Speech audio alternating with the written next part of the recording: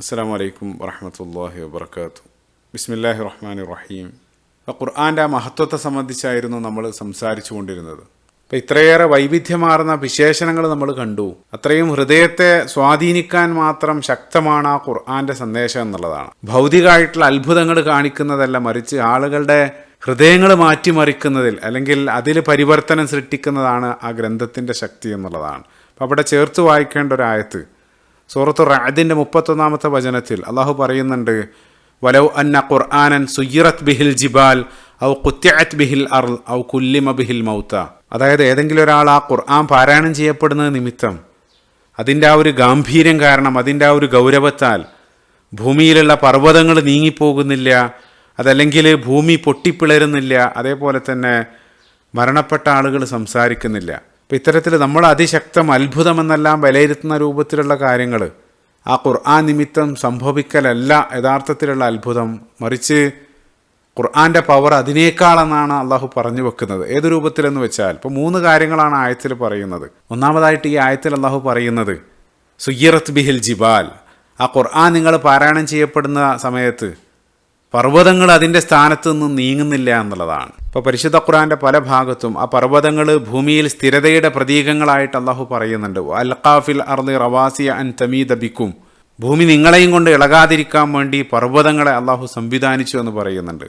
അപ്പോൾ ആ സബാത്ത് നേരത്തെ ഓർക്കുന്നുണ്ടാവും, ആ സ്ഥിരതയുടെ പ്രതീകമാണ് പർവ്വതങ്ങൾ. അതേ രൂപത്തിൽ അത് നമ്മൾ ഹൃദയമായിട്ട് ചേർത്ത് വെക്കുന്ന സമയത്ത് സദാ ചാഞ്ചാടിക്കൊണ്ടിരിക്കുന്ന ആ ഹൃദയത്തിന് സ്ഥിരത നൽകാൻ ആ ഖുർആന് കഴിയുമെന്നുള്ളതാണ്. അതുകൊണ്ടാണ് സൂറത്ത് ഫുർഖാൻ്റെ 32-ാമത്തെ വചനത്തിൽ കദാലിക ലിനുസബ്ബിത ബിഹി ഫുആദക്, ആ ഖുർആൻ ഹൃദയത്തെ ഉറപ്പിച്ച് നിർത്തി എന്നുള്ളതാണ്. അതല്ലെങ്കിൽ മറ്റൊരു സ്ഥലത്ത് യുസബ്ബിത്തുല്ലാഹു അല്ലദീന ആമനു ബിൽ ഖൗലി സാബിത്ത്, അള്ളാഹു നൽകിയ ഉറച്ച വചനങ്ങൾ ആ ഖുർആൻ മുഖേന വിശ്വാസികളുടെ ഹൃദയം, ചാഞ്ചാടിക്കൊണ്ടിരിക്കുന്ന ഹൃദയം സ്ഥിരപ്പെടുന്നു എന്നുള്ളതാണ്.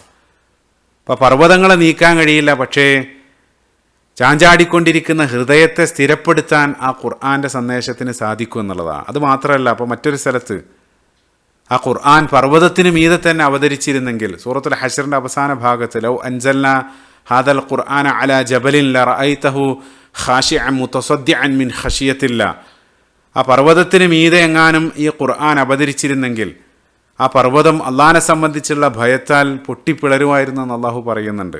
പക്ഷേ നമുക്കറിയാം ഖുർആൻ അവതരിച്ചത് പർവ്വതത്തിന് മീതെയല്ല, മറിച്ച് ഖുർആൻ്റെ ലാൻഡിംഗ് പാഡ് എന്നുള്ളത് ഹൃദയമാണ്, മനുഷ്യ ഹൃദയങ്ങളാണ്. അപ്പോൾ പർവ്വതങ്ങളെക്കാൾ ഉറച്ച ഹൃദയങ്ങളുണ്ടാകും. സൂറത്തുൽ ബഖറയുടെ 74-ാമത്തെ വചനത്തിൽ സുമ്മ ഖസത് ഖുലൂബുക്കും മിൻ ബഅദി ദാലിക ഫഹിയ കൽ ഹിജാറ ഔ അശദ്ദു ഖസ്വ.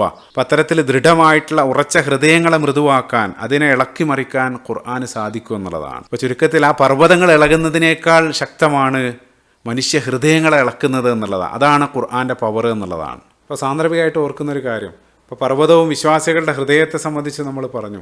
റസൂലുള്ളാഹി സ്വല്ലല്ലാഹു അലൈഹി വസല്ലം, അബൂബക്കർ സിദ്ദീഖ് റളിയല്ലാഹു അൻഹു, ഉമർ ഇബ്നുൽ ഖത്താബ് റളിയല്ലാഹു അൻഹു, ഉസ്മാൻ ബിൻ അഫ്ഫാൻ, ഈ 4 ആളുകൾ ഉഹ്ദ് മലയുടെ മീതെ നിൽക്കുന്ന സമയത്ത് ആ ഉഹ്ദ് മല അവരോടുള്ള ആദരവ് കാരണം അതിങ്ങനെ കുലുങ്ങാൻ തുടങ്ങി. ആ സമയത്ത് റസൂലുള്ളാഹി സ്വല്ലല്ലാഹു അലൈഹി വസല്ലം ഉഹ്ദ് മലയിൽ തട്ടിക്കൊണ്ട് പറയുന്നുണ്ട്, ഉസ്ബുത് യാ ഉഹ്ദ് ഫഇന്നമാ അലൈക നബിയ്യുൻ വസിദ്ദീഖുൻ വശഹീദൈൻ, ഓ ഉഹ്ദേ നീ അടങ്ങുക, നിന്റെ മീതെ ഒരു നബിയും ഒരു സിദ്ദീഖും 2 ഷഹീദുമാരാണെന്ന് റസൂലുള്ളാഹി സ്വല്ലല്ലാഹു അലൈഹി വസല്ലം പറയുന്നുണ്ട്. അതോടുകൂടെ ഉഹ്ദ് ആ സ്ഥിരത കൈവരിച്ചു എന്നുള്ളതാണ്.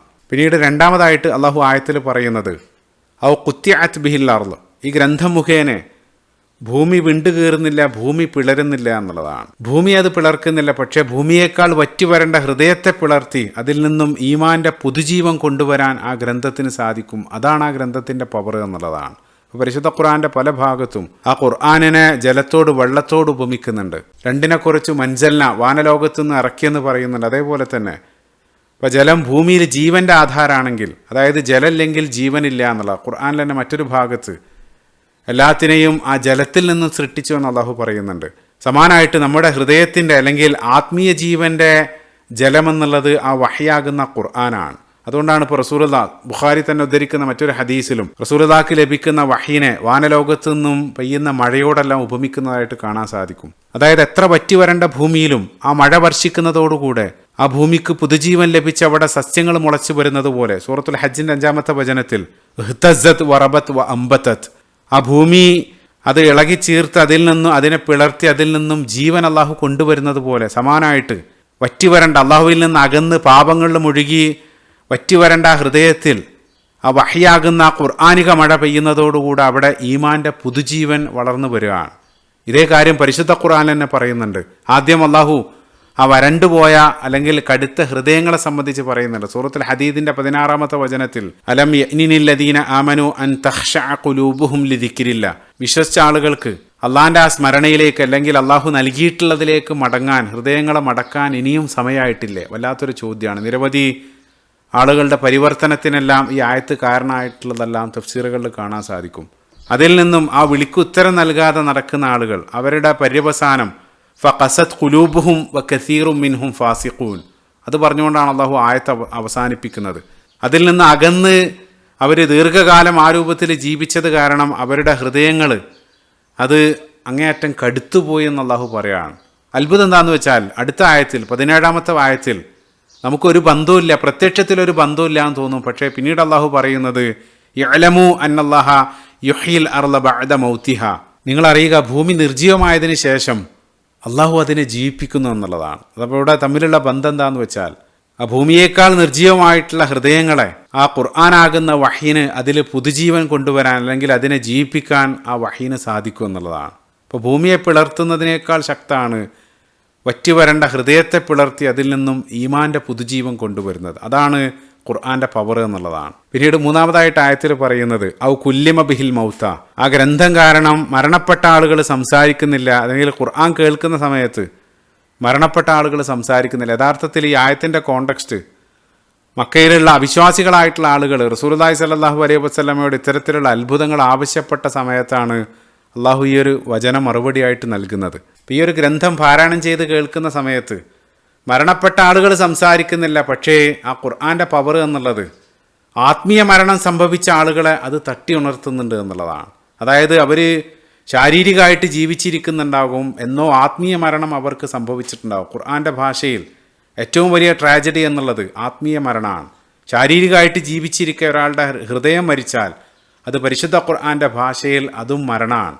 അപ്പോൾ സൂറത്തുൽ അൻആമിൻ്റെ 122-ാമത്തെ വചനത്തിൽ അവമൻ കാന മൈതൻ ഫഅഹ്യൈനാഹു വജഅൽനാ ലഹു നൂറൻ യംശി ബിഹി, അപ്പോൾ ഇവിടെ പറയുന്നത് ഒരാൾ മരണപ്പെട്ടു ശേഷം അള്ളാഹു അയാൾക്ക് ജീവൻ നൽകി, അതേപോലെ തന്നെ അയാൾക്ക് നടക്കാൻ ആവശ്യമായിട്ടുള്ള പ്രകാശവും നൽകി എന്നുള്ളതാണ്. അപ്പോൾ ഇവിടെ അള്ളാഹു പറയുന്നത് ശാരീരികമായിട്ടുള്ള മരണത്തെ സംബന്ധിച്ചുള്ള, മറിച്ച് ആത്മീയ മരണം സംഭവിച്ച ഒരാളെ സംബന്ധിച്ചാണ്, അയാൾക്ക് ആ ഹിദായത്ത് തിരിച്ച് ലഭിക്കുന്നതിനെ സംബന്ധിച്ചാണ്. ഇപ്പോൾ ശാരീരിക മരണമല്ല, ഹൃദയം മരിച്ച ആളുകൾക്ക് പുതുജീവൻ നൽകാൻ ആ ഗ്രന്ഥത്തിന് സാധിക്കും എന്നുള്ളതാണ്. അതുകൊണ്ടാണ് ഇപ്പോൾ സൂറത്തുൽ അൻഫാലിൻ്റെ 24-ാമത്തെ വചനത്തിൽ സ്തജീബു ലില്ലാഹി വലിർ റസൂലി ഇദാ ദഅഅകും ലിമാ യുഹ്യീകും, നിങ്ങൾക്ക് ജീവൻ നൽകുന്ന അല്ലെങ്കിൽ നിങ്ങളെ ജീവിപ്പിക്കുന്ന ആ സന്ദേശത്തിലേക്ക് അള്ളാഹുവും റസൂലും വിളിക്കുന്ന സമയത്ത് നിങ്ങൾ അതിന് ഉത്തരം നൽകുക എന്നുള്ളത്. അതുകൊണ്ടാണ് നേരത്തെ നമ്മൾ ഓരോ വിശേഷണങ്ങൾ പറഞ്ഞ സമയത്ത് നൂർ എന്നുള്ളത് നേരത്തെ പറഞ്ഞു, അതേപോലെ തന്നെ റൂഹ് എന്ന് വിശേഷിപ്പിച്ചിരുന്നു.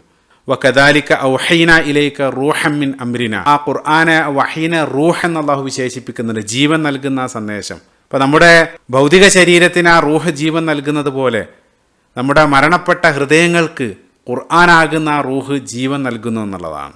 അപ്പോൾ ചുരുക്കത്തിൽ ആ ഖുർആൻ പാരായണം ചെയ്ത് കേൾക്കുന്ന സമയത്ത് ഭൗതികമായിട്ട് ശാരീരികമായിട്ട് മരണപ്പെട്ട ആളുകൾ സംസാരിക്കില്ലായിരിക്കാം, പക്ഷേ ജീവിച്ചിരിക്കെ ആത്മീയ മരണം സംഭവിച്ച ആളുകൾ അവരുടെ ഹൃദയങ്ങളോട് ആ ഖുർആൻ സംസാരിച്ചു കൊണ്ടിരിക്കും, അല്ലെങ്കിൽ ആ ഹൃദയത്തിന് പുതുജീവൻ നൽകാൻ ആ ഗ്രന്ഥത്തിന് ശക്തിയുണ്ട് എന്നുള്ളതാണ്. ഇപ്പോൾ പറഞ്ഞ 3 കാര്യങ്ങൾ, പർവ്വതങ്ങൾ ചലിക്കുന്നതും ഭൂമി വിണ്ടുകീറുന്നതും മരണപ്പെട്ട ആളുകൾ സംസാരിക്കുന്നതെല്ലാം അങ്ങേയറ്റം അസാധ്യമായിട്ടുള്ള അല്ലെങ്കിൽ അസംഭവ്യമായിട്ടുള്ള കാര്യങ്ങളായിട്ട് അത് വലിയ ശക്തിയായിട്ട് നമ്മൾ കാണുന്നുണ്ട്. പക്ഷേ ജീവിച്ചിരിക്കുന്ന മനുഷ്യഹൃദയങ്ങളെ സ്വാധീനിക്കുന്നതും അതിൽ പരിവർത്തനം സൃഷ്ടിക്കുന്നതാണ്, അതാണ് അതിനേക്കാൾ പവർഫുൾ എന്നുള്ളതാണ്. കാരണം ഖുർആൻ പ്രകൃതിയെ മാറ്റാൻ വേണ്ടി ഇറങ്ങിയതല്ല, മറിച്ച് മനുഷ്യഹൃദയങ്ങളെ മാറ്റിമറിക്കാൻ വേണ്ടിയിട്ടാണ് ആ ഗ്രന്ഥം അള്ളാഹു നൽകിയത് എന്നുള്ളത്. അതാണ് ഈ ആയത്തിൽ അള്ളാഹു പറഞ്ഞു വെക്കുന്നത്. അത് മാത്രമല്ല, അപ്പം മറ്റൊരു കാര്യം നമ്മൾ ചിന്തിക്കുകയാണെങ്കിൽ പർവ്വതത്തിനും ഭൂമിക്കും എല്ലാം അള്ളാഹു ആ ചോയ്സ് നൽകിയിട്ടില്ല. സൂറത്തുൽ അഹ്സാബിൻ്റെ 72-ാമത്തെ വചനത്തിൽ ഇന്ന അർദനൽ അമാനത്ത് അല സമാവാത്തി വൽ അർദി വൽ ജിബാൽ, ഈ ഒരു അമാനത്തിനെ അതിനു മുമ്പിലെല്ലാം വെച്ച സമയത്ത് അവരത് ഏറ്റെടുക്കാൻ വിസമ്മതിച്ച്, പക്ഷേ മനുഷ്യനത് ഏറ്റെടുത്തവനാണ്. അതായത് മനുഷ്യനെ സംബന്ധിച്ചിടത്തോളം അവർക്കില്ലാത്ത ആ ചോയ്സ് അള്ളാഹു മനുഷ്യന് നൽകിയിട്ടുണ്ട്. ഈ ആയത്തിൽ പറഞ്ഞ 3 പർവ്വതങ്ങളും ഭൂമിയും അതേപോലെ തന്നെ മരണപ്പെട്ട ആളുകളെല്ലാം അവർ അള്ളാഹിൻ്റെ നിയമങ്ങൾക്ക് വഴിപ്പെടാൻ അവർ നിർബന്ധിതരാണ്, അവർക്ക് ചോയ്സ് ഇല്ല. അതേസമയം ജീവിച്ചിരിക്കുന്ന ഹൃദയങ്ങൾക്ക് ആ ചോയ്സ് ഉണ്ട് എന്നുള്ളതാണ്. അവർക്ക് സ്വീകരിക്കാനും നിഷേധിക്കാനും സ്നേഹിക്കാനും വെറുക്കാനും അഹങ്കരിക്കാനെല്ലാം ഉള്ള ചോയ്സ് ആ ഹൃദയങ്ങൾക്കുണ്ട്. അപ്പോൾ ആ ചോയ്സ് ഉണ്ടായിരിക്കെ സ്വമേധയാ ഒരു ഹൃദയം ആ ഗ്രന്ഥത്തിൻ്റെ സ്വാധീനം കാരണം അള്ളാഹുവിലേക്ക് മടങ്ങി വരുന്നത്, അത് യഥാർത്ഥത്തിൽ പർവ്വതങ്ങൾ നടക്കുന്നതിനേക്കാൾ അല്ലെങ്കിൽ മരണപ്പെട്ട ആളുകൾ സംസാരിക്കുന്നതിനേക്കാൾ വലിയ അത്ഭുതമാണ്. അതാണ് ആയത്തിൽ അള്ളാഹു പഠിപ്പിക്കുന്നത്.